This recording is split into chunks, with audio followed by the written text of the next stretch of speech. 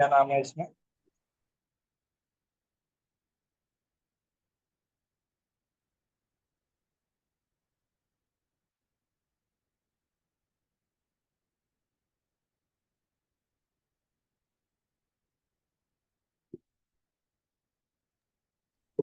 Hello, good evening to all of you. कैसे हैं आप सब?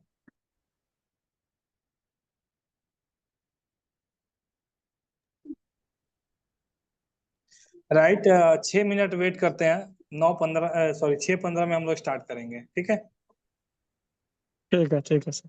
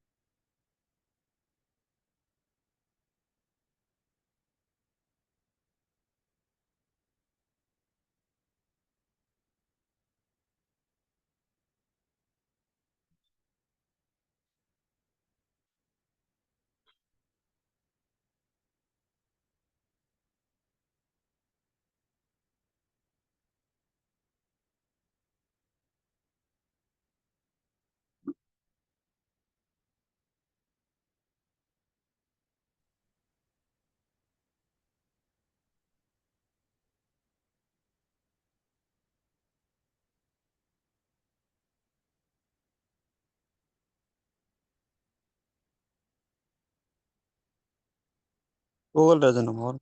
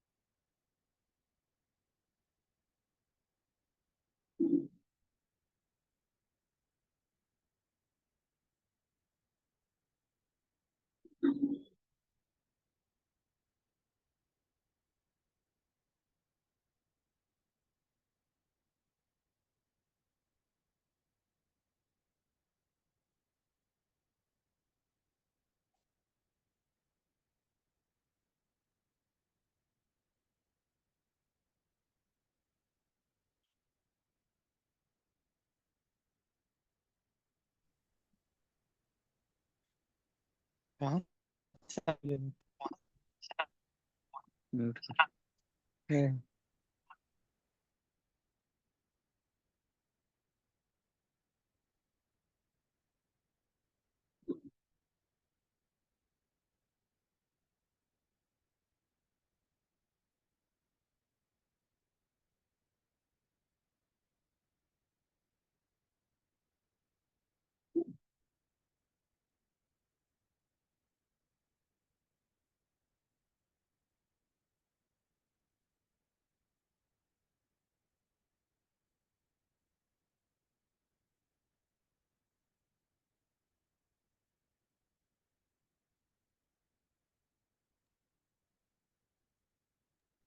Hello hello.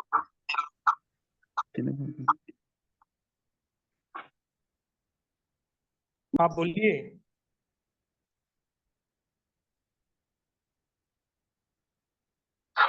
बस 3 मिनट में हम लोग स्टार्ट करेंगे, 3 मिनट में। 3 मिनट हाँ जी। करिए, इंतजार है आपका। हाँ सर, बस 3 मिनट वेट कर लीजिए।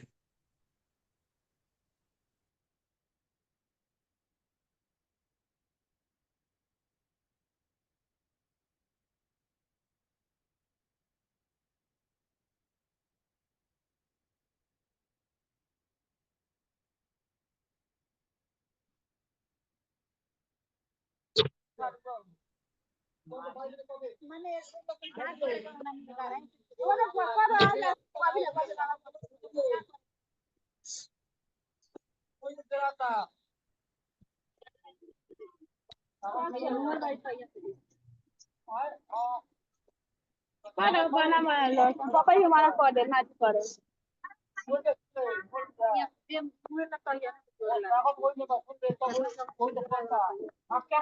नीतीश कुमार जी देश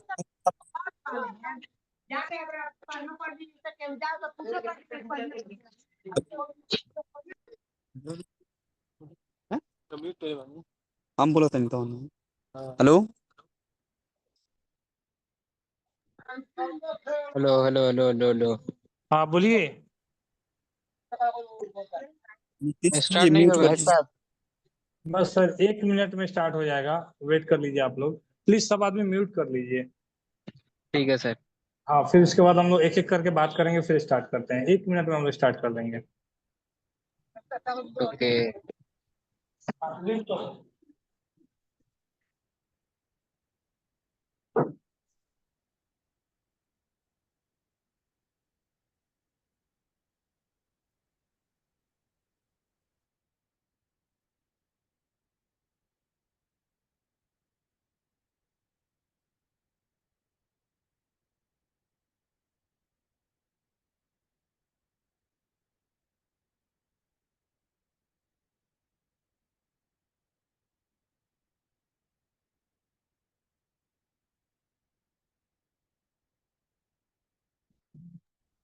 हाँ जी, good evening to all of you. Welcome to BYB trade share market institute. मैं विवेक हूँ और स्टॉक मार्केट में 5 साल से ट्रेडिंग कर रहा हूँ। आप लोग इसमें से कितने लोग हैं जो अभी ट्रेडिंग करते हैं, बिल्कुल फ्रेशर हैं, या अभी ट्रेड कर रहे हैं कि नहीं कर रहे हैं, किस में कर रहे हैं? थोड़ा सा एक बार हमको चैट में रिप्लाई देंगे। एटीएम में लेना है सर, हम लोग तो करते हैं निफ्टी 50 में। निफ्टी 50 में बबलू जी करते हैं। हम तभी स्टार्ट भी नहीं किए हैं। Hello hello. जी, एक एक करके बात कीजिए सर। नितेश जी बोल रहे हैं। यस भैया। हाँ, कहाँ से हैं आप? आप पहले अपना नाम बताइए। बेतिया से। बेतिया से हैं। अभी ट्रेड करते हैं आप कि नहीं करते हैं? अभी सीख रहा हूँ, अभी अकाउंट भी नहीं खोले हैं। ओके ओके, चलिए। उसके बाद और हैं, राजन जी हैं।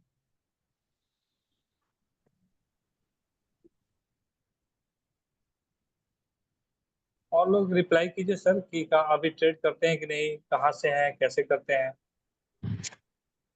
हाँ सर, थोड़ा हम करते हैं एंजल वन में। एंजल वर्ल्ड में छावड़ा दोनों जी। से है, मोतिहारी छावड़ा दोनों।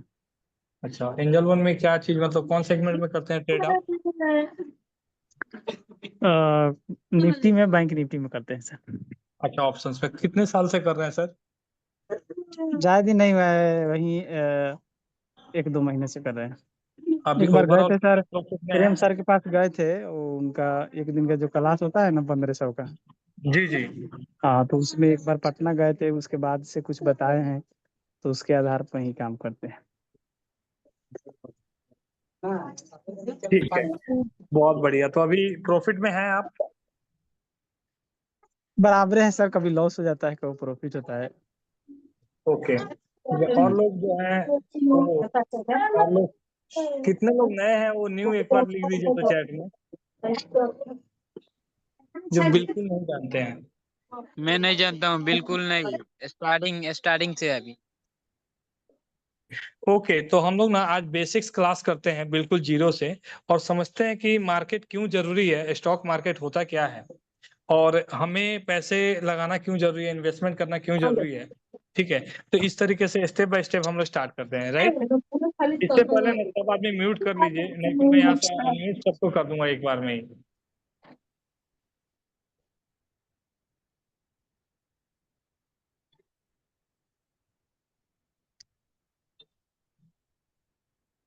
तो स्टॉक मार्केट के लिए सबसे पहले स्टॉक मार्केट क्या होता है, इसको जानने से पहले मैं बेसिक डिटेल्स आपका क्लियर करना चाहता हूँ। ये मेरा डिस्प्ले ओपन हो रहा है।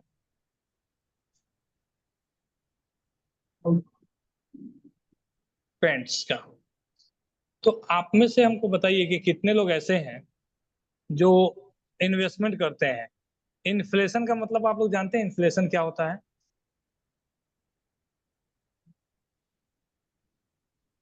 हेलो। नहीं सर, बताइए ना, नई जानकारी है। हमको नई भी जानकारी है। जानकारी है, अभी स्टार्टिंग है। अच्छा। ठीक है, बस लाइन पे बने रहिए।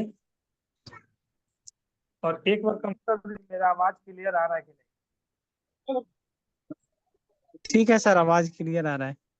आवाज क्लियर आ रहा है? यस जी जी। यस। हेलो। हाँ सर, आवाज क्लियर आ रहा है, अब आगे बताइए। आवाज आ रहा है, क्लियर आ रहा है।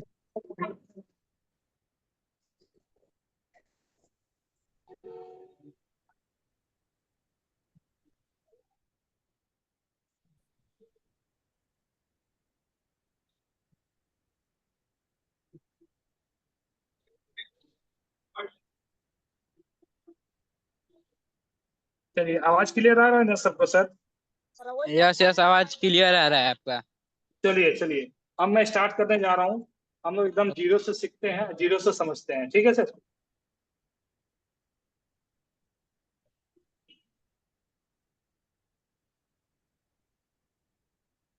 सबसे पहले हम समझते हैं इन्फ्लेशन क्या होता है।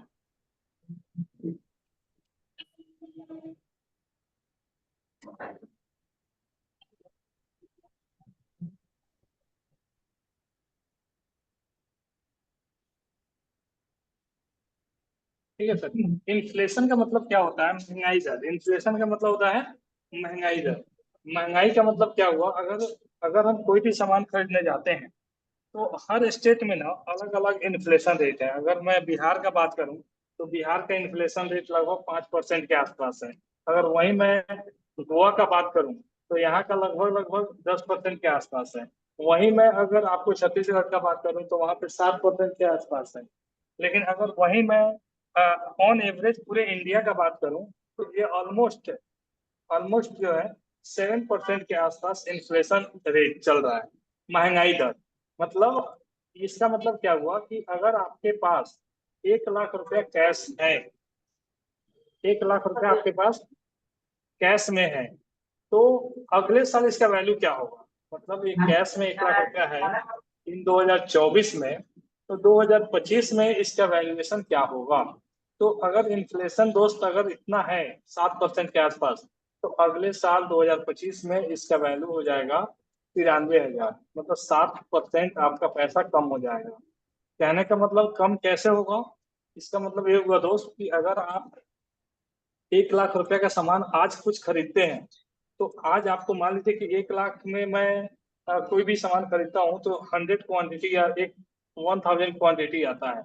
वही चीज 2025 में खत्म तो हो क्वांटिटी सकता का है। मतलब सर, हेलो हेलो। क्वांटिटी, हाँ, क्वांटिटी का मतलब हुआ दोस्त कि अगर 1,000 का, सपोज मान लीजिए कि 1,000 का मैं पेट्रोल लेता हूँ 1 लाख का अभी, तो हो सकता है कि मुझे 900 लीटर मिले अभी। ठीक है। और यस वही पेट्रोल अगले साल मैं लूंगा तो उसको हो सकता है कि उस समय में 800 लीटर मिले, क्योंकि महंगाई बढ़ जाएगा। जब महंगाई बढ़ेगा तो मेरा जो पैसा है उसका वैल्यू ऑटोमेटिक कम हो जाएगा।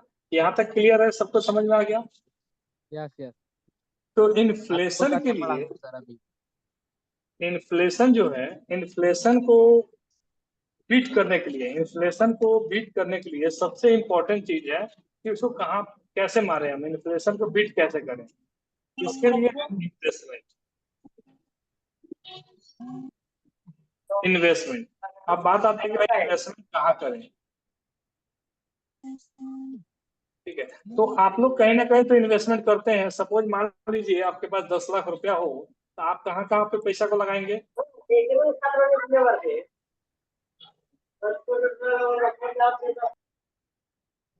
हेलो। सपोज आपके पास 10 लाख रुपया है, तो उस पैसे को आप कहाँ पे लगाएंगे?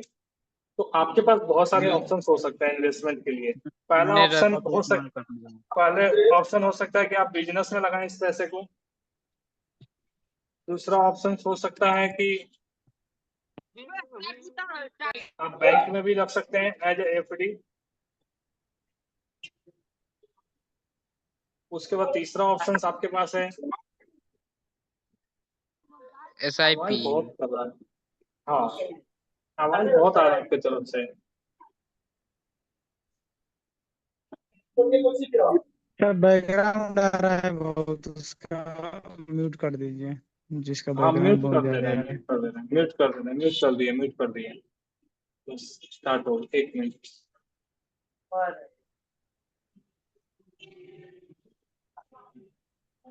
चलिए, पहला ऑप्शन से मास इन्फ्लेशन।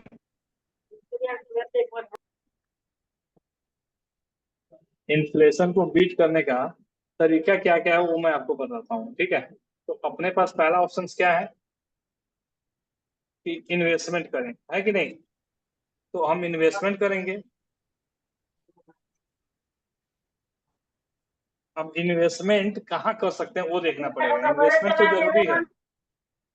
ये भाई कौन म्यूट बार बार बोल रहा है जी, नहीं समझ में आता है। सर उसको म्यूट कर दीजिए। म्यूट कर दिया हूँ फिर भी आवाज आ रहा है।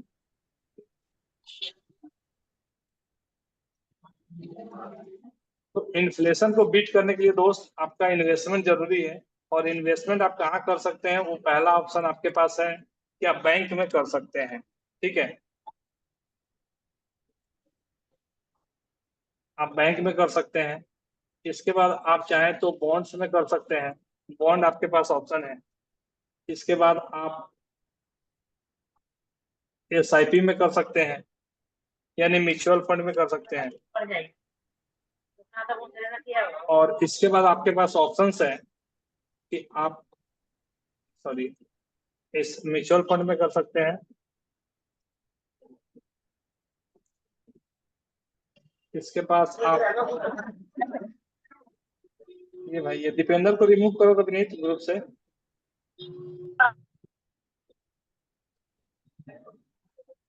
ठीक है, साइड हो गया वो, ठीक है। इसके बाद आप म्यूचुअल फंड्स हो गया, रियल एस्टेट जमीन खरीदने का बिजनेस में आप इन्वेस्ट कर सकते हैं, ठीक है। देन इसके बाद एक और ऑप्शन है आपके पास कि आप बिजनेस कर सकते हैं। And last is the stock market, जिसके लिए आप सब आदमी ज्वाइन किए हैं कि आप स्टॉक मार्केट में भी इन्वेस्ट कर सकते हैं, शेयर मार्केट। ये आपके पास ऑप्शंस हैं। इतने सारे ऑप्शन में आप इन्वेस्टमेंट कर सकते हैं और अपने इन्फ्लेशन को बीट कर सकते हैं, पैसे को मार सकते हैं। इतने सारे आपके पास ऑप्शंस हैं, ठीक है। तो बैंक में अगर आप इन्वेस्ट करते हैं तो बैंक में आपके पास ऑप्शन है कि या तो आप आरडी कर सकते हैं या एफडी कर सकते हैं। आरडी का मतलब होता है रेकरिंग डिपॉजिट और एफडी का मतलब होता है फिक्स डिपॉजिट, ठीक है। और इन पे लगभग लगभग अगर रेट ऑफ इंटरेस्ट की बात करूं तो इन पे लगभग मिलता है आरडी करने पे 6% के आसपास, 6% लगभग। और वही चीज एफडी पे अगर आप करते हैं तो इस पे आपको मिलता है 6.5% के आसपास, ऑलमोस्ट 7%, 6% के आसपास, ठीक है। 7% से कम ही मिलता है। और महंगाई दर भी हमारा, इन्फ्लेशन रेट भी अभी चल रहा है 7% के आसपास। मीन्स इसका मतलब क्या हुआ कि अगर आप पैसा डालते हैं 10 साल के लिए और 10 साल बाद बैंक में आपने डाला, बैंक में 10 साल बाद भी उसका वैल्यूएशन उतना ही हो जो आज है, तो हम बैंक में क्यों डालेंगे भाई, जब यहाँ पे 7% मिल रहा है, 6% मिल रहा है और महंगाई उतना ही है। तो हम यहाँ पे पैसा नहीं डालेंगे, हम पैसा वहां पे डालेंगे जहाँ पे हमारा पैसा 7% से ऊपर रिटर्न दे। वो कोई भी जगह हो सकता है, वो बैंक हो सकता है, बॉन्ड हो सकता है, म्यूचुअल फंड हो सकता है, शेयर मार्केट हो सकता है, ये सारा चीज रहे, ठीक है। अगर आप बॉन्ड में करते हैं इन्वेस्टमेंट तो बॉन्ड भी दो टाइप्स के होते हैं, ठीक है। एक आता है आपका गवर्नमेंट बॉन्ड, गवर्नमेंट बॉन्ड बोलते हैं। और एक होता है आपका प्राइवेट बॉन्ड, ठीक है। ये इंश्योरेंस कंपनियां ज्यादा करके बॉन्ड इश्यू करती है। जैसे आप लोगों में अगर किसी के पास एलआईसी होगा तो आपको जरूर बॉन्ड पेपर मिला होगा। तो एलआईसी में बॉन्ड पेपर में क्या होता है ना कि वो एक सर्टिफिकेट देते हैं, उसके बिहाफ पर आपको बताते हैं कि भाई आज हमको 1 लाख रुपया दो और उसके बदले में 5 साल बाद, 10 साल बाद या जितने साल बाद उनका एग्रीमेंट होता है उसके बिहाफ पे वो आपको पेमेंट पेमेंट करेंगे। एक बॉन्ड पेपर बनता है। उसी तरह अगर आप एलआईसी करवाते हैं तो एलआईसी में भी आपको बॉन्ड पे लिखा रहता है कि आप इतना रुपया दीजिए, इसके बाद इतना रुपया आपको मिलेगा। इस टाइप से यहाँ पे मिलता है। आई थिंक ये भी आपको क्लियर हो गया होगा, ठीक है। तो बॉन्ड में अगर इन्वेस्टमेंट प्लान जो अगर आप देखने जाएंगे ना, इसमें रिटर्न मिलता है मात्र 3 से 4% के आसपास। अब सोचिए भाई कि अभी महंगाई चल रहा है 7% और आपको रिटर्न मिल रहा है 3 से 4%। क्योंकि ना जब भी हम बॉन्ड्स में जाते हैं तो इन्वेस्टमेंट कैलकुलेशन नहीं करते हैं। वहां पे होता क्या है कि वहां पे रिस्क को कैलकुलेशन किया जाता है। वहां पे बोलता है कि भाई वहां पे एजेंट आता है और एजेंट बोलता है कि सर आप जो है 5,000 रुपया डालिए मंथली, और आपको जो है 10 साल बाद इतना मिलेगा, या कुछ मिस हैपनिंग हो गया तो 20 लाख मिलेगा, 30 लाख मिलेगा, 50 लाख मिलेगा। आप मुझे बताइए कि कितने लोग ऐसे हैं जो मरने के लिए इन्वेस्ट करते हैं कि मैं मर जाऊंगा मैं उसके लिए इन्वेस्ट करता हूँ। 1% भी लोग नहीं हो, ठीक है, लेकिन फिर भी ये बिजनेस चल रहा है। होता क्या है, जहाँ पे हम लोग को रिस्क कैलकुलेशन करना चाहिए वहां पे इन्वेस्टमेंट कैलकुलेशन करना चाहिए, वहां पे हम लोग रिस्क कैलकुलेशन करते हैं, जिसकी वजह से ना हमको रिटर्न्स कम मिलता है। ठीक है, आई होप कि ये भी आपको समझ में आ गया होगा। ठीक है, इसके बाद क्या है, म्यूचुअल फंड्स। म्यूचुअल फंड्स से पहले हम लोग समझते हैं बिजनेस को और रियल एस्टेट को। ये दोनों एक पार्ट है तो एक साथ ही समझाऊंगा, म्यूचुअल फंड और शेयर मार्केट को। तो रियल एस्टेट क्या होता है, इसका मतलब होता है जमीन का खरीद बेच। अगर आप में से कोई बंदा जमीन का खरीद बेच करता होगा या कोई ब्रोकर है, तो आप सोचिए कि वो ऐसे जमीन लेगा जहां पे उसको रेंट भी मिले और जमीन का वैल्यूएशन भी हो, मीन्स ग्रोथ भी हो। ठीक है, वो ऐसे जगह पे वो जमीन लेगा, ऐसे जगह पे जमीन नहीं लेगा जहाँ पे आज लगा दिए और 10-20 साल तक उसका कोई वैल्यू ही नहीं बढ़ रहा है। अब वैसे भी अभी जमीन का अगर देखा जाए तो ग्रोथ बहुत कम है। आने वाला ये 5-10 साल में अगर बैकएंड चेक करते हैं, आज से 10 साल पीछे जाके देखें तो जो जमीन का रेट था वो आज का वैल्यूएशन में उतना नहीं बढ़ रहा है, क्योंकि लोग इंटरेस्टेड नहीं हो रहा है जमीन खरीदने के लिए। और क्या आप बताइए कि 1 लाख 2 लाख में जमीन खरीदा जाएगा क्या? जमीन हो सकता है 1-2 लाख में? रिप्लाई दीजिए आप लोग चैट बॉक्स में, क्या 1-2 लाख में जमीन नहीं हो सकता है क्या? नहीं एक, नहीं हो पाएगा। क्यों नहीं हो पाएगा? क्योंकि जी भाई 1 लाख की कोई वैल्यू नहीं है। अगर एक 5 लाख जी में भाई। भी मिल जाएगा तो उसका ग्रोथ सही नहीं होगा, उसका ये रोड पे नहीं होगा, हो सकता है कि वहां से रेंट आपको ना मिले, इसलिए 5 लाख में भी जमीन नहीं हो पाएगा। तो इसके लिए ना 50 लाख 1 करोड़ रुपया है तो आप जमीन जमीन आपको मिल जाएगा, आपका ग्रोथ भी मिलेगा और उसके बदले आपको रेंट भी मिलेगा। ये दोनों चीज का आपको बेनिफिट मिलेगा कब? जब आप 1 करोड़ रुपया लगाते हैं तब ये पॉसिबल है। लेकिन अगर आप सोचें कि भाई कम पैसा में 5 लाख 10 लाख में काम कर पाऊं तो वो चीज नहीं हो पाएगा। मंजीत जी साइलेंट रहिए, आवाज आ रहा है आपका।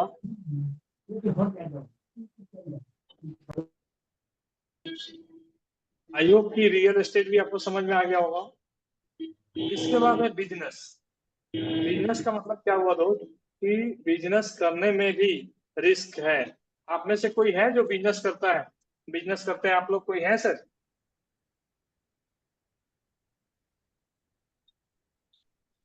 आप में से कितने लोग सर बिजनेस करते हैं, जो अपना दुकान हो, शॉप हो, कोई भी बिजनेस करते हो आप?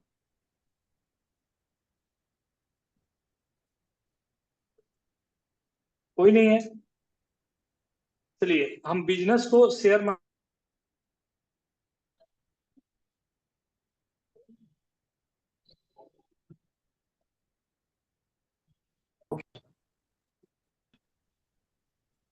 चलिए यहाँ पे लिखते हैं business versus share market.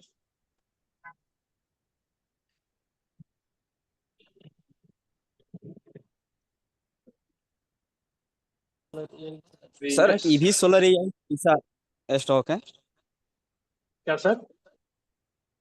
EV solar AI. Sir ये पहले बेसिक्स क्लास है, हो जाने दीजिए। लास्ट में मैं दूंगा ओके क्वेश्चन के लिए आपको टाइम, ठीक है? फिर हम लोग बात सर। करेंगे, ठीक है? हाँ, सर बहुत लोग नए थैंक्स। भी हैं जिनको नहीं पता है जी। ठीक है सर। ये बिजनेस और शेयर मार्केट में क्या डिफरेंस है, वो मैं आपको एक डिफरेंस करके दिखाना चाहता हूँ। बिजनेस में क्या है ना दोस्त, बिजनेस में आपको कहीं ना कहीं अगर बिजनेस करते हैं तो वहां पे आपको रेंट पे करना पड़ेगा, सबसे पहले एडवांस पे करना पड़ेगा। ठीक है, एडवांस पेमेंट देना पड़ेगा। क्लियर है?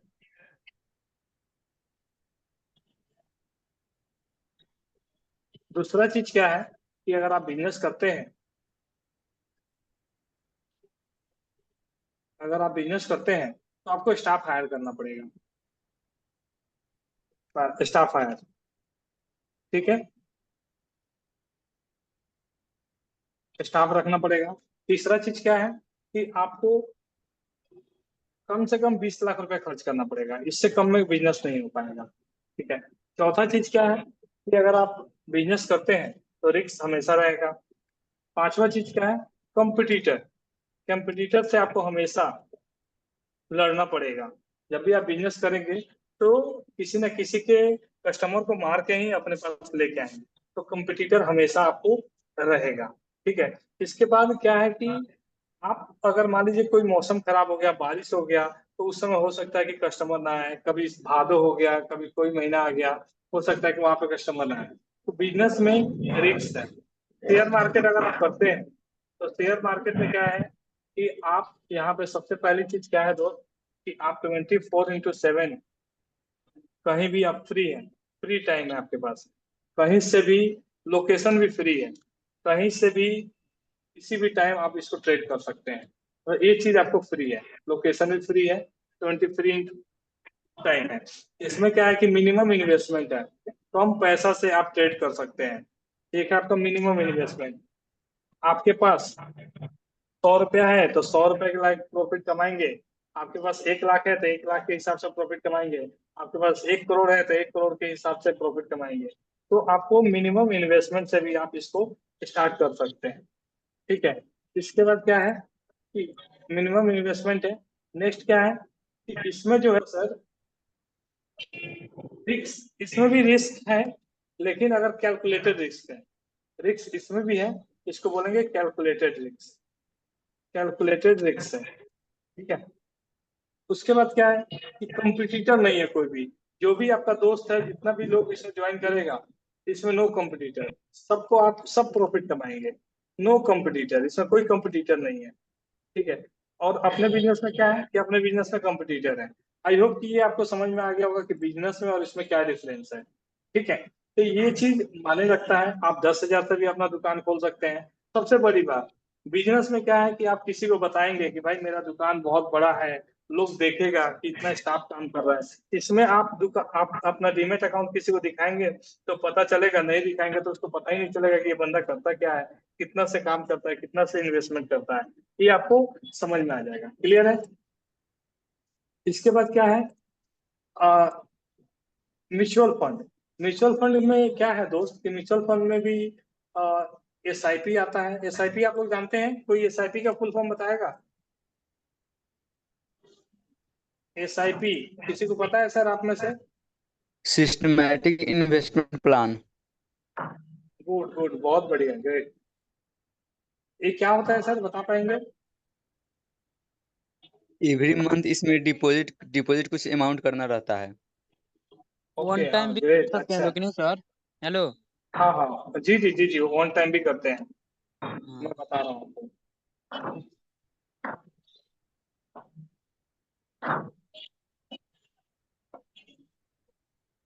देखिए भाई, ये आपको दिखाई दे रहा है म्यूचुअल फंड का टाइप। एक तो SIP है, SIP को बोला जाता है सिस्टमेटिक इन्वेस्टमेंट प्लान। इसका मतलब क्या हुआ, इसका मतलब ये हुआ कि आप हर महीने कितना भी रुपया पर मंथ डाल सकते हैं, चाहे आप 100 रुपया हो, 500 हो, 1000 हो, 10,000 हो, पर मंथ आपको डालना पड़ेगा। सिस्टमेटिक इसीलिए बोला जाता है सिस्टमेटिक इन्वेस्टमेंट प्लान। इसका जो रिटर्न है ना, वो 10 से 12% के आसपास, 15% के आसपास रिटर्न इसका मिलता है। क्लियर है। इसके बाद आता है लमसम, जो अभी एक भाई बोल रहे थे कि सर एक बार भी होता है क्या। तो इसमें मिनिमम इन्वेस्टमेंट 5,000 होता है कि कम से कम आपको 5,000 डालना पड़ेगा एक बार। उसके ऊपर आप कितना भी डाल सकते हैं, वो आपके ऊपर डिपेंड करता है, ठीक है। 500, 10, 5,000, 10,000, 1 लाख, 2 लाख, 10 लाख, जितना मर्जी उतना आप डाल सकते हैं। इसमें भी रिटर्न लगभग 10 से 12% का मिलता है। SIP में ना जितना ज्यादा टाइम उतना ज्यादा प्रॉफिट होता है। अगर मान लीजिए कि अगर आपने 10 साल के लिए इन्वेस्ट किया, या 5 साल के लिए इन्वेस्ट किया, या 1 महीने के लिए इन्वेस्ट किया, तो सब में रिटर्न अलग अलग मिलेगा। जितना ज्यादा टाइम रहेगा इन्वेस्टमेंट का, उतना ज्यादा आपको प्रॉफिट मिलेगा। क्लियर है। ये दोनों समझ में आया, SIP, लमसम। Yes yes. चलिए, इसके बाद आता है SWP। SWP का मतलब होता है सिस्टमेटिक विड्रॉल प्लान। ये उनके लिए है जो लोग गवर्नमेंट जॉब करते हैं, रिटायरमेंट हो गए, उनके पास पैसा पड़ा हुआ है और वो चाहते हैं कि पर मंथ मेरे पास कुछ पैसा मिले, पर मंथ मेरा जो पैसा आता था सैलरी उसी तरह कुछ आते रहे, तो वो लोग भी क्या करते हैं ना कि 10-20 साल के लिए SWP में डाल देते हैं और उसका रिटर्न भी अच्छा मिलता है, तो अच्छा उनको पर मंथ मिलता है, उनका वैल्यू भी बढ़ता है। आई होप कि आपको म्यूचुअल फंड का तीनों चीज समझ में आ गया होगा। ठीक है, तब अब हम आते हैं शेयर मार्केट पे। शेयर मार्केट क्या है? कितने लोग शेयर मार्केट क्या है कोई बता पाएगा? फिर मैं एक्सप्लेन करता हूँ।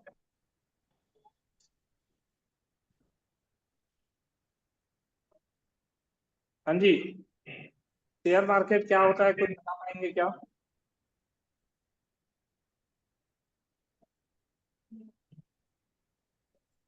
नहीं बता पाएंगे?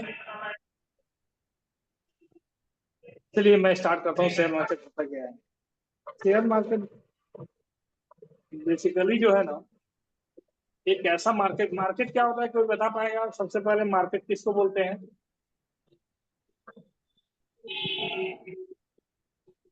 मार्केट किसको बोलते हैं कोई बता पाएगा सर, मार्केट क्या होता है? देखिए, मार्केट का मतलब ये होता है कि जहाँ एक ऐसा जगह जहाँ पे बायर और सेलर आते हैं। जैसे हम लोग सब्जी बाजार में जाते हैं, तो वहां पे सब्जी बाजार में सब्जी एक बेचने वाला आता है, एक खरीदने वाला आता है। ऐसा नहीं है कि सिर्फ सब्जी बेचने वाला हो, खरीदने वाला ना हो। ऐसा नहीं है कि सिर्फ खरीदने वाला है और बेचने वाला नहीं है, ऐसा नहीं होता है। बायर और सेलर दोनों आते हैं, तो उसको हम मार्केट बोलते हैं। उसी तरीके से फ्रूट मार्केट में जाते हैं, जहाँ पे फ्रूट्स को खरीदते हैं। फ्रूट बेचने वाला और फ्रूट खरीदने वाला लोग आता है, उसको हम लोग फ्रूट मार्केट बोलते हैं। क्लियर है? इसी तरीके से जो कंपनी स्टॉक मार्केट में रजिस्टर है, उसके शेयर को अगर हम लोग बाई और सेल करते हैं, उसको हम लोग शेयर मार्केट बोलते हैं। ये सिंपल है, शेयर मार्केट क्या है। लेकिन अगर हम प्रैक्टिकल भाषा में बात करें कि भाई शेयर मार्केट क्या है, तो शेयर मार्केट में 97% लोगों का लॉस, ठीक है, और 3% लोगों का प्रॉफिट ही शेयर मार्केट है। ठीक है, आपको पता है स्टॉक मार्केट में जितने भी लोग हैं, भाई कौन है मैं बाहर कर दूंगा, आवाज आ रहा है। अभी ज्वाइन किए हैं इनके मोबाइल मैंने जी प्लीज आवाज मत कीजिए, आवाज। तो शेयर मार्केट क्या होता है कि 90% 97% लोगों का लॉस और 3% लोगों का प्रॉफिट ही शेयर मार्केट है। ये 97% लोगों का लॉस। अब सोचिए कि स्टॉक मार्केट में जब 97% लोग लॉस करता है, तो सिर्फ प्रॉफिट 3% लोग ही करते हैं। और 3% कौन होते हैं?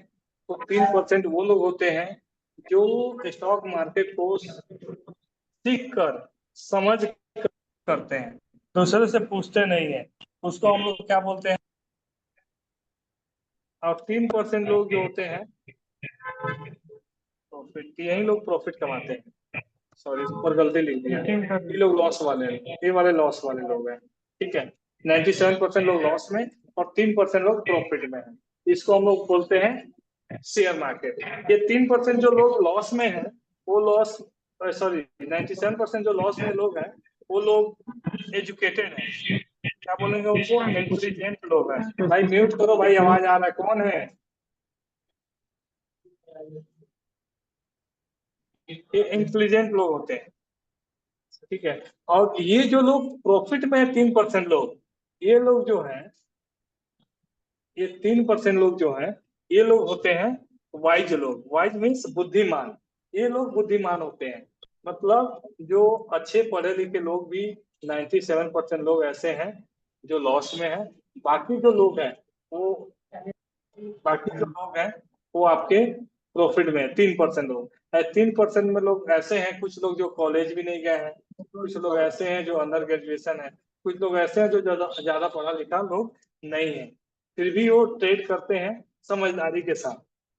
तो अगर स्टॉक मार्केट को एज अ बिजनेस हम लोग मान के चलते हैं कि स्टॉक मार्केट बिजनेस है और इससे हम लोग अच्छा पैसा कमा सकते हैं, तो स्टॉक मार्केट से अच्छा कुछ भी नहीं है। आप घर बैठे कहीं भी ऑल ओवर इंडिया में, ऑल ओवर वर्ल्ड में आप ट्रेड कर सकते हैं, ट्रेड कर सकते हैं। ठीक है, ऑल ओवर वर्ल्ड में कहीं से भी बैठ के ट्रेड कर सकते हैं। मिनिमम इन्वेस्टमेंट सिर्फ आपके पास एक लैपटॉप होना चाहिए और एक आपके पास लैपटॉप होना चाहिए और एक इंटरनेट होना चाहिए, बस और कुछ नहीं चाहिए। यहाँ तक आप लोगों को समझ में आ रहा है, क्लियर है? यस या नो कुछ रिप्लाई दीजिए आप लोग, ताकि मुझे पढ़ाने में भी समझ में आएगा।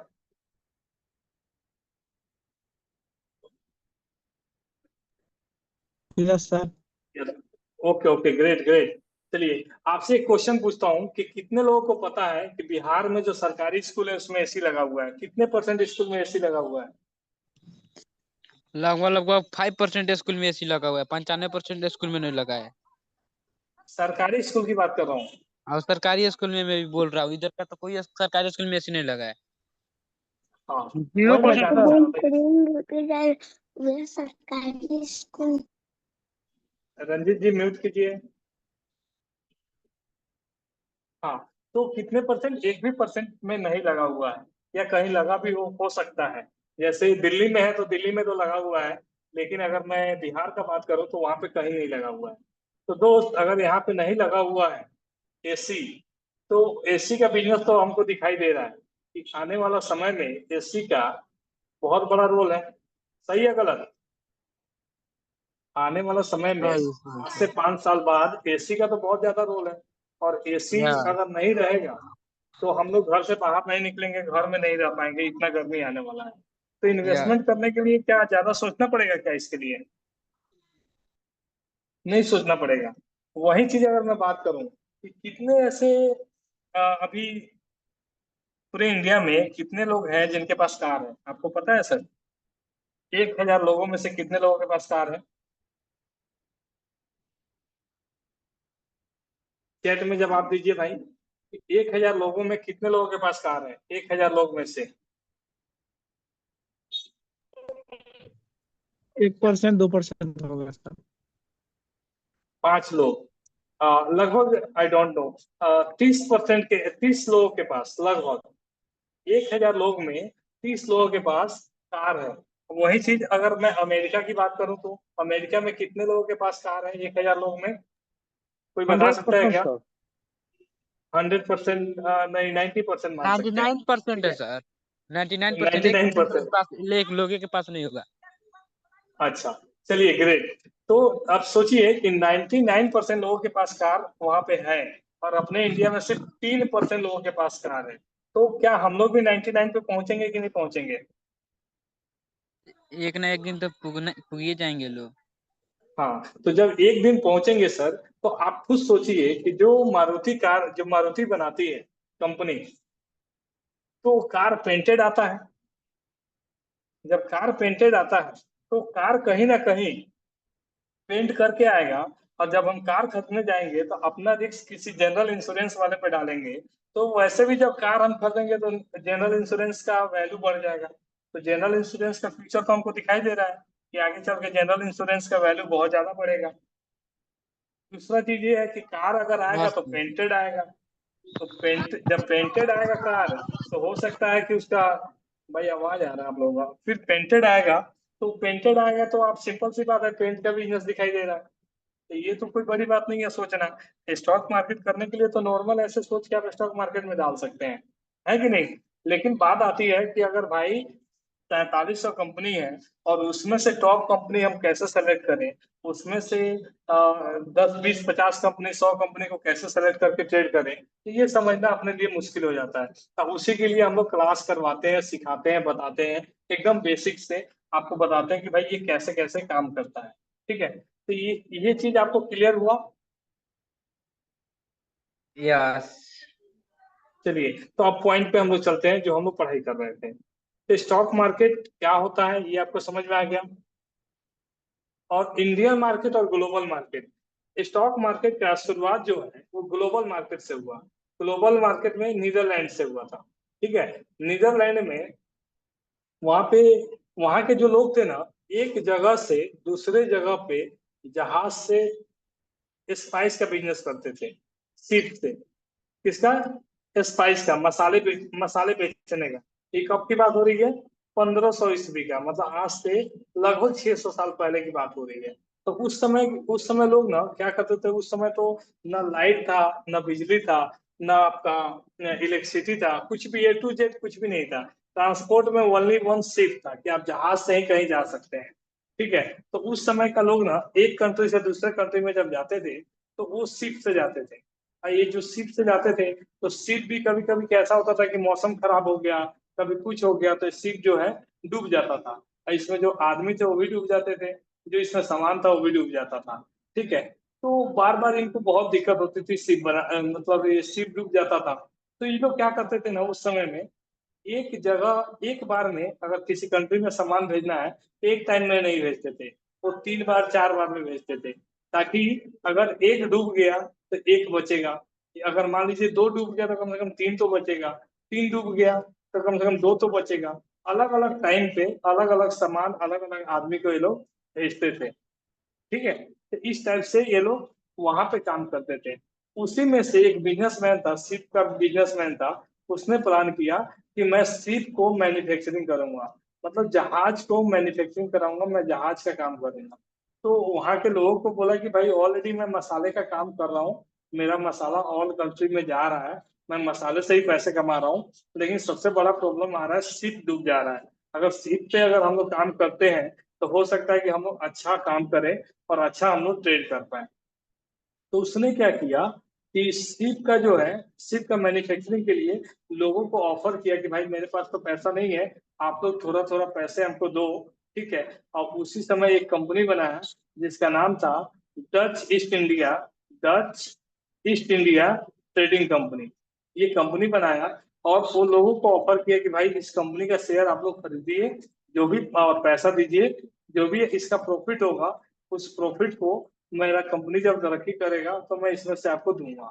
ठीक है, इस तरीके से शिप मैन्युफैक्चरिंग का काम स्टार्ट हो गया। और इस तरह से वर्ल्ड का पहला कंपनी जो आईपीओ लेके आई थी वर्ल्ड का, जिसका नाम था डच ईस्ट इंडिया कंपनी। ठीक है, तो जो लोग आईपीओ को ले लिए थे वो चाह रहे थे कि भाई मैं आईपीओ बेच दूं, उनको प्रॉफिट हो रहा था। और जो लोग नहीं मिल पाया था उनको आईपीओ, वो सोच रहे थे कि हम आईपीओ खरीद लो, मतलब शेयर खरीद लो। तो इसके लिए ना, इसके लिए क्या चाहिए था, इसके लिए चाहिए था एक्सचेंज, एक्सचेंज चाहिए था। तो एक्सचेंज का मतलब क्या होता है, एक्सचेंज का मतलब ये होता है कि ऐसा ऐसा बंदा, एक ऐसा प्लेटफॉर्म जहाँ पे बायर और सेलर एक दूसरे से अपना शेयर को बाई और सेल कर पाए। तो जो लोग आईपीओ लिए थे वो चाह रहे थे हम सेल कर रहे, जिनको नहीं मिला था वो चाह रहे थे बाई कर रहे, तो दोनों ना एक दूसरे से बाई सेल करने लगे। ये इसको ना हम लोग सेकेंडरी मार्केट बोलते हैं। ठीक है, प्राइमरी मार्केट आईपीओ तक होता है और इसको हम लोग सेकेंडरी मार्केट बोलते हैं। क्या यहाँ तक समझ में आया कि आईपीओ का स्टार्ट, सॉरी, स्टॉक मार्केट का स्टार्ट ग्लोबल लेवल पे कहाँ से शुरू हुआ? यहाँ तक समझ में आया आप यस लोगों को? चलिए यस अब हम बात करते हैं कि इंडिया लेवल पे कैसे स्टार्ट हुआ। तो इंडिया लेवल पे ना हुआ क्या कि मुंबई में 4-5 बिजनेसमैन एक दूसरे की कंपनी बना करके वो लोग ट्रेड करते थे। मतलब बोलते थे कि भाई ऐसा है, तुम्हारा कंपनी बैंकिंग का है, किसी का कंपनी था फाइनेंस का, किसी का कंपनी था एफएमसीजी का। तो क्या करते थे कि एक दूसरे में शेयर कर लेते थे, तो भाई तुम्हारे कंपनी में मेरा 10% हिस्सेदारी है, तुम्हारे कंपनी में 20% मेरा हिस्सेदारी है, तुम्हारे कंपनी में 50% हिस्सेदारी है। इस तरीके से सेल करते थे।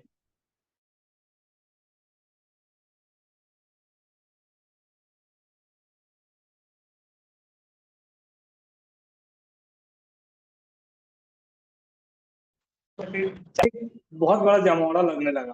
पहले तो लोगों को स्टार्टिंग में जुआ लगता था, लेकिन धीरे धीरे लोग समझ गए।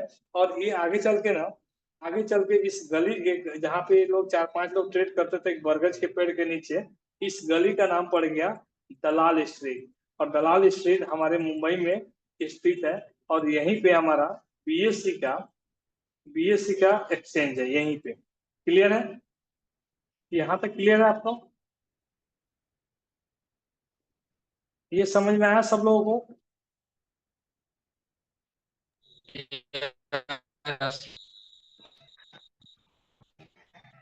चलिए, एक्सचेंज मैंने बता दिया। एक्सचेंज क्या क्या होता है, जहाँ पे बायर और सेलर होते हैं, और एक ऐसा प्लेटफॉर्म जहाँ पे इनकी ट्रेडिंग लगती है। जैसे कोई बाई करना चाहता है, कोई सेल करना चाहता है, तो एक्सचेंज में ही ट्रेड कर पाएगा।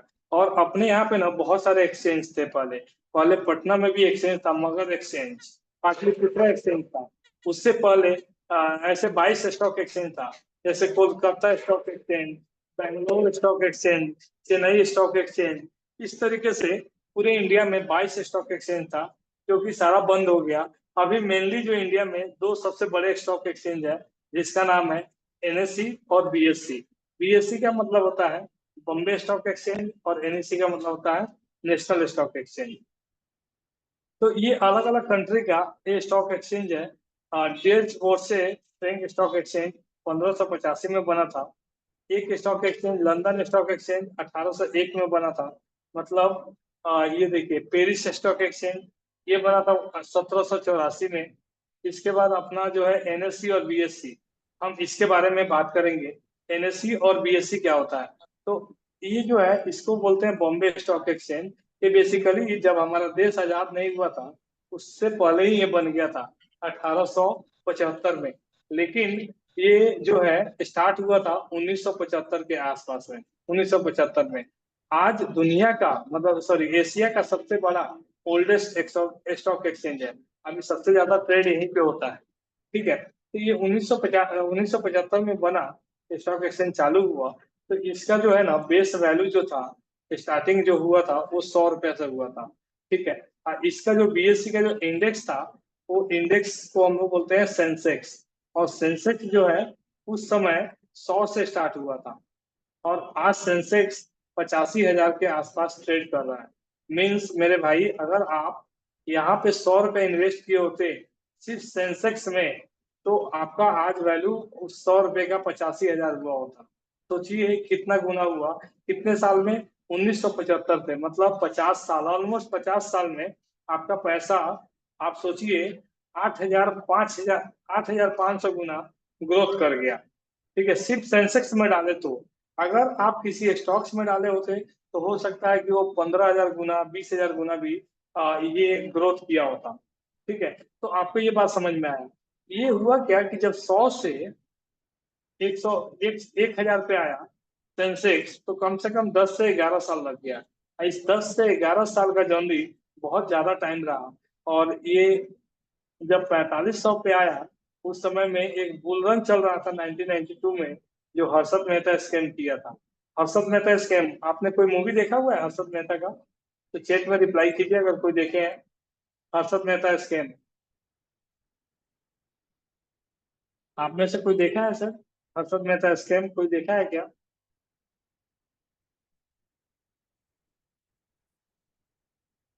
हाँ, तो ये चीज आप देखे होंगे ना, तो बहुत सारा चीज क्लियर होगा कि स्टॉक मार्केट कैसे चलता है, कैसे ट्रेड किया जाता है स्टॉक मार्केट में।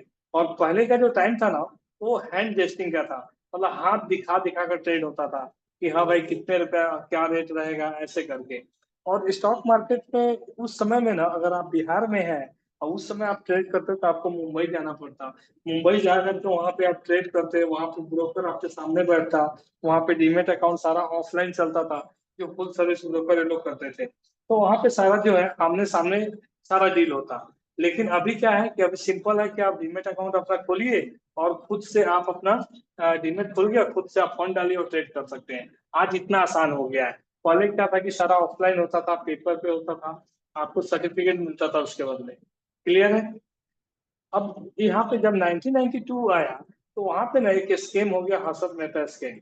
हर्षद मेहता जब स्कैम हुआ, तो ये बीएससी जो है वहां पे मार्केट बहुत क्रैश हुआ, और अपना मार्केट में लगभग 5,000 करोड़ का नुकसान हुआ 1992 में।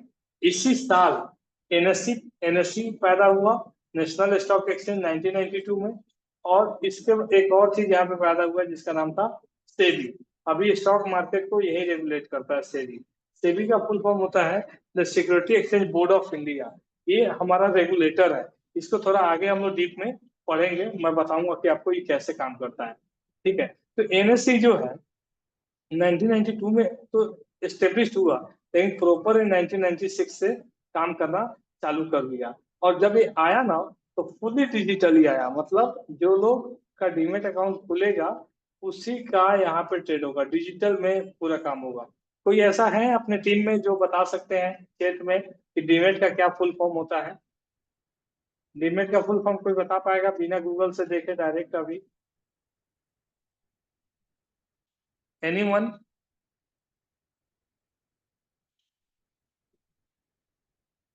कोई नहीं। ओके, तो डीमेट का फुल फॉर्म जो होता है ना, उसका फुल फॉर्म होता है डिमेटलाइजेशन। डिमेटलाइजेशन का मतलब होता है डीमेट को, फिजिकल को डिजिटल में बदलना। जो पहले लोग पेपर पे काम करवाते थे, पेपर पे शेयर सर्टिफिकेट मिलता था, उसको डिजिटल बना देना। तो अभी हम लोग का जो डीमेट अकाउंट खुलता है, ये हमारा एक वॉलेट है। और हमारा ये वॉलेट जो है हमारे लिए सुरक्षित है। हम कहीं भी रहें, कभी भी रहें, उसका आईडी पासवर्ड अपने को पता है, वहां पे जो भी शेयर है उसका मालिक हम है। इस तरीके से आप कर सकते हैं। डीमेट का फुल फॉर्म समझ में आ गया सबको? यस। चलिए, उसी तरीके से ये अपना शंघाई स्टॉक एक्सचेंज है, सिंगापुर में है, जो 1904 में स्टार्ट हुआ था। उसी तरह से हांगकांग स्टॉक एक्सचेंज है, जो 1933 में स्टार्ट हुआ था। सेम उसी तरीके से ये टोक्यो स्टॉक एक्सचेंज है, जो 1950 में स्टार्ट हुआ था। अभी जस्ट एक महीना पहले क्रैश भी किया था स्टॉक एक्सचेंज। किसी को पता है क्या कि मार्केट क्रैश किया था टोक्यो स्टॉक एक्सचेंज एक महीना पहले?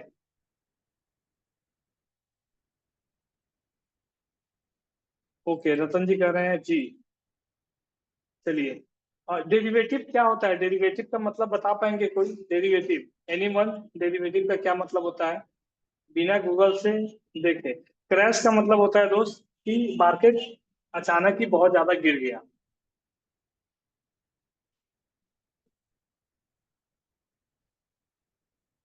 चलिए, डेरिवेटिव का मतलब क्या होता है? डेरिवेटिव में जो भी लोग ऑप्शन में ट्रेड करते हैं, तो ये डेरिवेटिव से ही बनता है।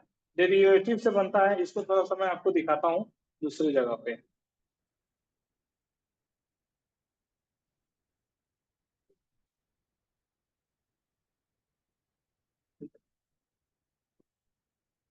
डेरिवेटिव, डेरिवेटिव का मतलब हुआ डेराइव फ्रॉम समथिंग, मतलब इससे कोई भी चीज बनना। ठीक है, अब इससे बनता है, जैसे कि आप लोग पढ़ते हैं फ्यूचर एंड आप पढ़ते हैं ऑप्शंस, ये डेरिवेटिव से बनता है। अब ये कैसे बनता है, मैं एक एग्जांपल से आपको समझाता हूँ। ठीक है, फ्यूचर एंड ऑप्शंस, ये मैं डीप में आगे पढ़ाऊंगा आपको कि ये होता क्या है, क्यों करना चाहिए कि नहीं करना चाहिए, और क्या है सेफ्टी, कैसे काम कर सकते हैं, ये चीज हम लोग डिटेल में पढ़ेंगे। ठीक है, तो ये डेरिवेटिव का मतलब हुआ डिराइव फ्रॉम समथिंग। सपोज मैं एग्जांपल आपको कोई बताता हूँ ताकि आपको क्लियर हो पाए।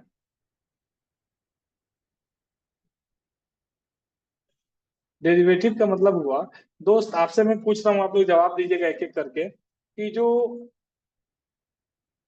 पनीर है वो किससे बनता है? पनीर, दूध से। पनीर बनता है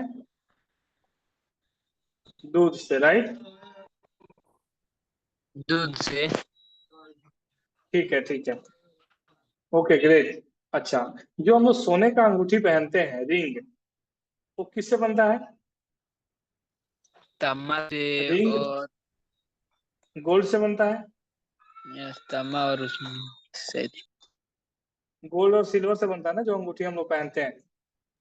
या ठीक है, चलिए, अब एक म्यूट कर लीजिए भाई। अब एक बात बताइए कि अगर गोल्ड का रेट बढ़ेगा, गोल्ड का रेट बढ़ेगा, तो जो हम सामान सोना का खरीदते हैं, चैन, सोने का आपका रिंग खरीदते हैं, उसका रेट बढ़ेगा कि घटेगा?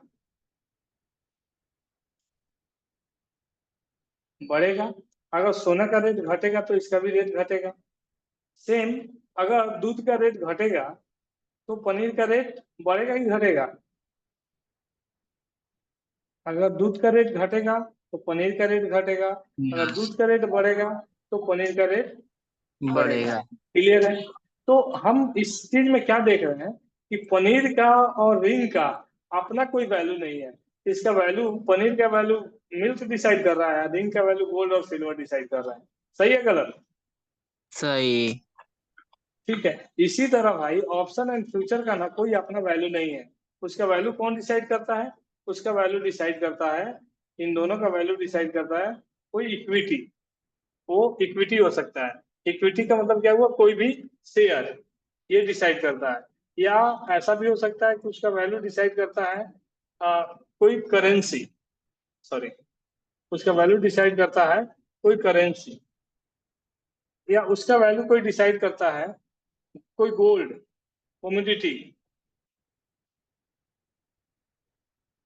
कमोडिटी या उसका वैल्यू डिसाइड करता है कोई इंडेक्स।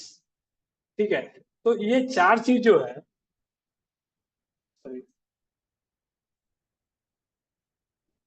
इंडेक्स, तो ये जो है ये चार चीज इनका वैल्यू डिसाइड करता है। मतलब कहने का मतलब ये दोस्त कि ये जो ऑप्शंस है ना, ये जो फ्यूचर है, इन्हीं से बनते हैं। इंडेक्स से बनते हैं ऑप्शन, इंडेक्स से बनता है फ्यूचर, इक्विटी से बनता है फ्यूचर, इक्विटी से बनता है ऑप्शन, करेंसी से बनता है फ्यूचर, करेंसी से बनता है ऑप्शन, कमोडिटी से बनता है फ्यूचर, कमोडिटी से बनता है ऑप्शन।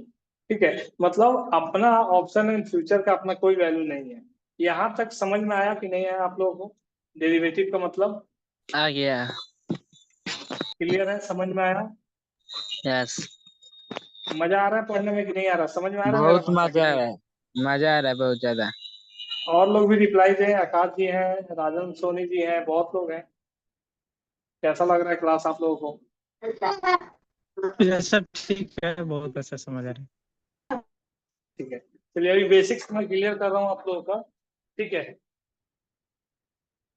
क्लियर है यहाँ तक? यस, चलिए, तो आपको फ्यूचर एंड डेरिवेटिव का मतलब समझ में आ गया, फ्यूचर एंड ऑप्शन समझ में आ गया। फ्यूचर एंड ऑप्शन इंडेक्स से बनता है, इक्विटी, इक्विटी से ही ये बनता है फ्यूचर एंड ऑप्शन, करेंसी से भी और कमोडिटी से भी। ठीक है, चलिए आगे हम लोग चलते हैं।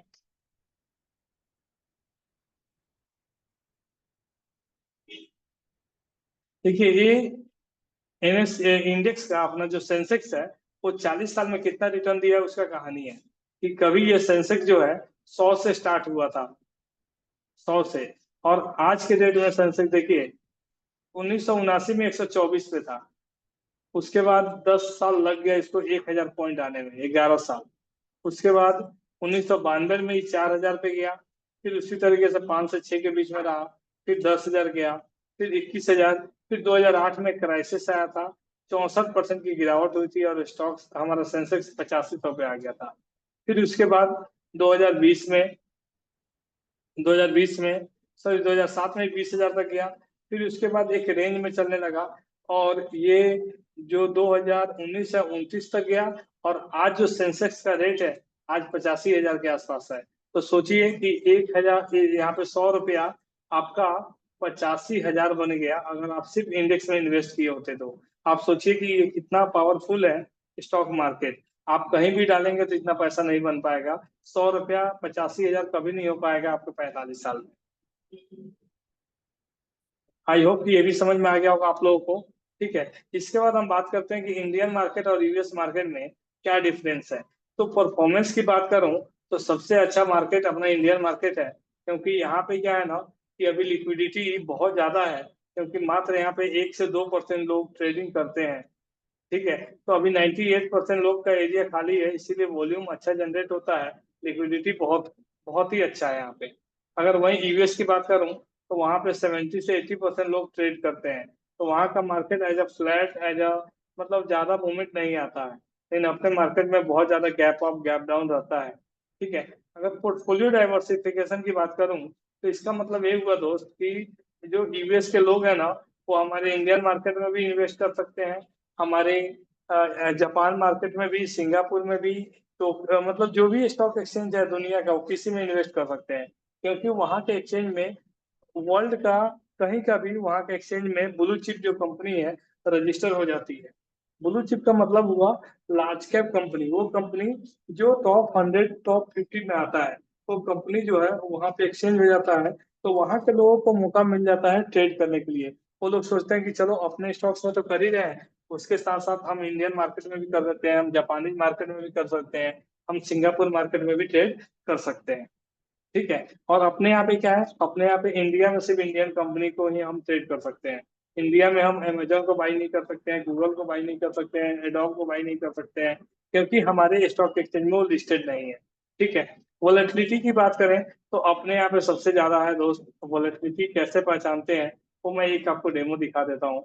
मतलब कोई भी कैंडल, एक मैं डेमो आपको दिखा देता हूँ इधर।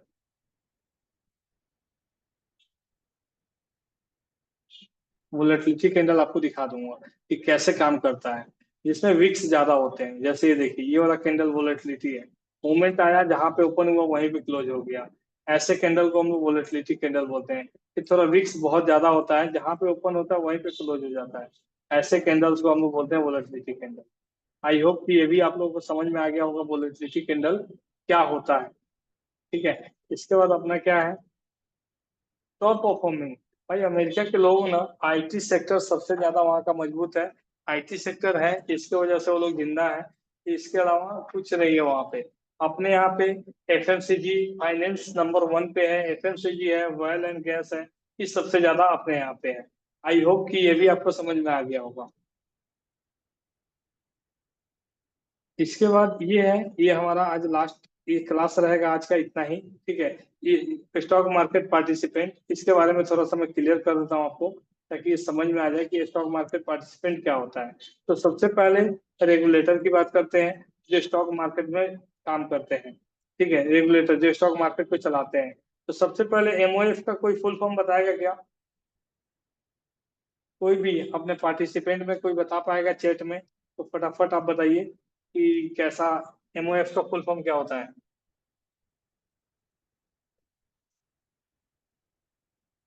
ओके, राजन जी बोल रहे हैं कि नहीं पता। देखिए, एमओएफ का फुल फॉर्म ना मिनिस्ट्री ऑफ फाइनेंस होता है। ठीक है, तो हमारा जो मिनिस्ट्री ऑफ फाइनेंस है, मतलब फाइनेंस मिनिस्टर हमारा कौन है, पता है आप लोगों को? अपनी फाइनेंस मिनिस्टर कौन है? नहीं पता? ओके, निर्मला सीतारमन जी हैं।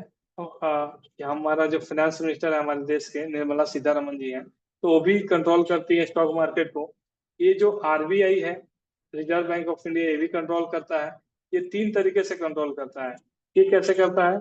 रेपो रेट बढ़ाकर और घटाकर, इंटरेस्ट रेट बढ़ाकर घटाकर, और कैश रिजर्व रेशियो को बढ़ाकर घटाकर, और रिवर्स रेपो रेट को बढ़ाकर घटाकर, ये 3 तरीके से आरबीआई जो है इन्फ्लेशन को और ये स्टॉक मार्केट को रेगुलेट करती है, इन्फ्लेशन को कंट्रोल करती है। तो इनका भी बहुत बड़ा योगदान है रेगुलेट करने के लिए।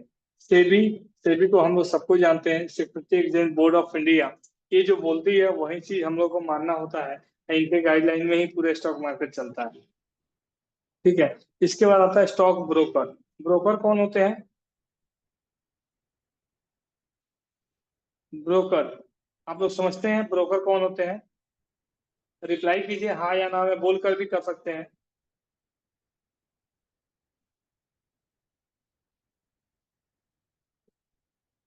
ओके, ब्रोकर का मतलब क्या हुआ दोस्त? ब्रोकर का मतलब हुआ कि वो गेटवे ऑफ इन्वेस्टमेंट है। अगर आपको स्टॉक मार्केट में काम करना है तो बिना ब्रोकर का आप नहीं आ सकते हैं, क्योंकि ब्रोकर जो है आपका डीमेट अकाउंट खोलता है।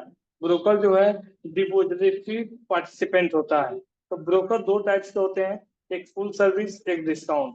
तो फुल सर्विस कौन होते हैं और डिस्काउंट कौन होते हैं? और कोई बंदा चाहता है कि डायरेक्ट हम क्या बोलते हैं, डायरेक्ट एक्सेस करें, टाइम बचा लें, तो उसके लिए उसको डायरेक्ट एक्सेस एनएसडीएल और सीडीएसएल पे करना होगा। ठीक है, डिस्काउंट का मतलब क्या हुआ? डिस्काउंट में जो है, डिस्काउंट ब्रोकर का मतलब वो ब्रोकर जिनको ऐप दे दिया, सॉफ्टवेयर दे दिया, उसका कंपनी एक जगह ऑफिस है बस, और कोई सपोर्ट नहीं मिलेगा। आपको खुद से बाई करना है, सेल करना है। अगर आप ब्रोकरेज बचाना चाहते हैं तो गुड एंड वेल है, आपको नॉलेज है, आप ब्रोकरेज बचाना चाहते हैं तो सबसे अच्छा है आपका डिस्काउंट ब्रोकर। अगर आपको नॉलेज नहीं है, बेसिक से सीखना और समझना चाहते हैं, तो सबसे अच्छा है आपका full service broker. Full service broker ना ऑल ओवर इंडिया में कहीं भी मिलेगा, कहीं भी जहां उनका, हर डिस्ट्रिक्ट में एक उनका सेंटर होता है, मतलब हर सिटी में उनका ऑफिस आपको मिल जाएगा। ठीक है, तो वहां पे आप क्या करेंगे कि वहां पे विजिट कर सकते हैं, अपना डीमेट अकाउंट ओपन कर सकते हैं। वहां पे वो लोग जैसे ही आप डीमेट अकाउंट ओपन करेंगे तो वो लोग आपको फैसिलिटी देंगे, जिसमें आपको बताएंगे कि सर डीमेट अकाउंट का क्या फायदा है, डीमेट अकाउंट में इन्वेस्टमेंट कैसे किया जाता है, क्यों किया जाता है, कितना से किया जाता है, ये सारा चीज आपको बताएंगे। उसके बाद आपको एक आरएम असाइन करेंगे, जिसको रिलेशनशिप मैनेजर बोलते हैं। वो लोग आपको बार बार फोन करेंगे, बताएंगे कि सर इसको बाय कीजिए, इसको सेल कीजिए, इसको जो भी आपको क्या है, ये सारा चीज वो बताएंगे। अगर आपका शेयर गिर गया तो बताएंगे कि शेयर क्यों गिरा, आपका शेयर बढ़ गया तो उसका बताएंगे कि शेयर क्यों बढ़ा, आज का न्यूज क्या है, ये सारा चीज वो लोग क्लियर करेंगे। ये सारा चीज वो लोग बताएंगे। ठीक है, तो अगर आप नए हैं तो मैं सजेस्ट करूंगा फुल सर्विस ब्रोकर में जाइए, इनका एडवाइस देखिए, इनका वीडियो देखिए, बहुत सारा चीज सपोर्ट करते हैं ये लोग। ठीक है, अगर आप नॉलेज है, आप पहले से ट्रेडिंग करते हैं, अगर आप ब्रोकरेज बचाना चाहते हैं तो आप डिस्काउंट में जाइए। अगर आपके पास टाइम बचाना है, within a second quick access हो जाए, तो आपको डायरेक्ट एनएसडीएल और सीडीएसएल के साइट पे जाना होगा। यहाँ तक कोई डाउट है तो बताइए आप लोग।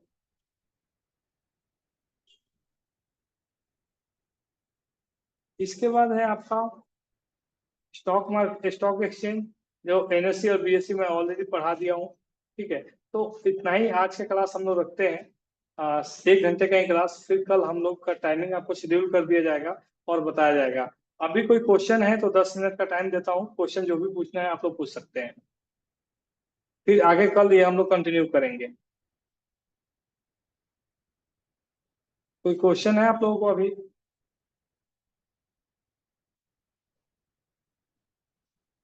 एनीवन, कोई क्वेश्चन है तो आप पूछ सकते हैं।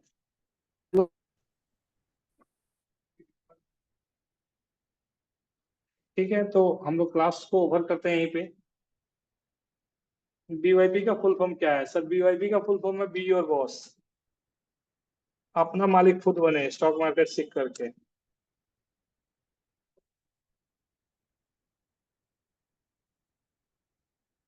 एनीवन, कोई क्वेश्चन है? डायरेक्ट एक्सेस का मतलब होता है सर कि आप डायरेक्ट एनएसडीएल और सीडीएसएल के साइट पे जा करके आप लॉगिन करें और वहां पे टाइम बचाने के लिए डायरेक्ट आप ट्रेड ले सकते हैं। वहां पे डायरेक्ट ट्रेड, किसी ब्रोकर की जरूरत नहीं पड़ेगा इसमें। सर हफ्ते में 3 दिन चलेगा। ठीक है, आज हुआ फिर परसों क्लास, फिर ठीक है, 3 दिन का रहेगा, मतलब एक हफ्ता में 3 दिन क्लास होगा। सर मार्केट ओपन समय में क्लास नहीं चल सकता सर? क्या बोले हैं? मार्केट? मतलब जैसे मार्केट ओपनिंग के समय में सर क्लास नहीं चल सकता है? नहीं सर, उस समय मेरा ऑलरेडी ऑफलाइन क्लास चलता है। आप कहाँ से बात कर रहे हैं? सर मैं तो चंपारण से, पश्चिमी चंपारण से सर, बेतिया से। ओ, एक्चुअली क्या है ना सर कि हम लोग का मोतिहारी में अपना इंस्टीट्यूट भी है, यहाँ पे ऑफलाइन जी क्लास सर। चलता है। जी, तो सर इसकी मैं वजह भी से सर बेतिया नहीं से हो ही हूँ। पाएगा। अच्छा, आप भी नितेश जी बेतिया से ही हैं? हम्म। तो इसीलिए सर हम लोग सोच रहे हैं कि ऑनलाइन भी करेंगे, ऑफलाइन भी, और कुछ रिकॉर्डेड भी होगा। सर हाँ बिल्कुल सर, ऑफलाइन में कितने वेलकम घंटे है आप। क्लास होता है सर? सर 1.5 से 2 घंटा डेली क्लास होता है। Okay sir. सर मंथली का फी? सर मंथली नहीं है, कोर्स का फीस है सर। आप बोलेंगे तो मैं कोर्स को भी एक बार एक्सप्लेन कर दूंगा 5 मिनट में। कर दीजिए सर, सब कोई कर देख दीजिए लेगा सर। उसको। ठीक है, तो आप ना सबसे पहले हमारा BYB ट्रेड ऐप जाएंगे। ठीक है, BYB ट्रेड पे जा करके ना हमारा प्ले स्टोर से BYB ट्रेड ऐप को इंस्टॉल करेंगे। ठीक है, अगर आप ये वाला क्लास लेना चाहते हैं ऑफलाइन, स्टॉक मार्केट का पूरा और उसके बाद फॉरेक्स भी, तो ये आपको 25,000 का पड़ेगा। 75 दिन की क्लास है। ठीक है, जिसमें आपको क्या क्या सिखाएंगे वो सारा चीज इसमें लिखा हुआ है, आप खुद से चेक कर सकते हैं वहां पे। ठीक है सर, इसके बाद एक और है ये वाला, अगर आप सिर्फ फॉरेक्स करना चाहते हैं तो आपको 10,000 का क्लास है। ठीक है, अगर अगर आप सर ये वाला करना चाहते हैं, दोनों मिक्स करके ये वाला इंडियन मार्केट शिफ्ट करना चाहते हैं, ये 45 दिन का क्लास है सर। ये 2 मंथ्स हो गया है, 2 महीने क्लास है, 15,000 फीस है इसका। पूरा offline online life time support रहेगा, कभी भी आप आ सकते हैं, ऑफिस विजिट कर सकते हैं, लाइव ट्रेड कर सकते हैं। ये सारा चीज आपको हम लोग ऑफर करेंगे। ठीक है, पढ़ाने का स्टाइल आपको समझ में आ रहा है कि नहीं आ रहा, पहले ये बताइए। आ आ रहा रहा है सर। है सर। हाँ, तो इस तरीके से हम लोग पूरा यहाँ भी ऐसा ही क्लास चलता है। ठीक है, अच्छा और सर, एक यहाँ पे क्वेश्चन है भी। सर। जी बोलिए ना। बोले हैं सर कि आप मतलब कि ट्रेड भी देते हैं सर? ट्रेड नहीं सजेस्ट सर, करते ये हैं? नहीं, नहीं ट्रेड नहीं देते हैं सर। आपको सिखाएंगे, बताएंगे, आपसे खुद करवाएंगे, लेकिन आप बोलेंगे सर इसको बता दीजिए। देखिए भाई, एक बात याद रखिएगा, उसको लिख लीजिए कि स्टॉक मार्केट जो है ना दूसरे से पूछ के करने का चीज नहीं है। ठीक है, नहीं खुद नहीं, से सीख कर ये करने का चीज है। जी तो ये तो बात है सर। हाँ, इसमें क्या है ना बॉस कि आप दूसरे से सीखते, आप कॉल लेकर या किसी से सीख कर ना तो आप किसी से पूछ के कीजिएगा तो सक्सेस नहीं हो पाइएगा। आप खुद मेहनत कीजिए, आपको सारा चीज बताया जाएगा A to Z। जितना ज्यादा टाइम दीजिएगा उतना ज्यादा बेनिफिट होगा आपको।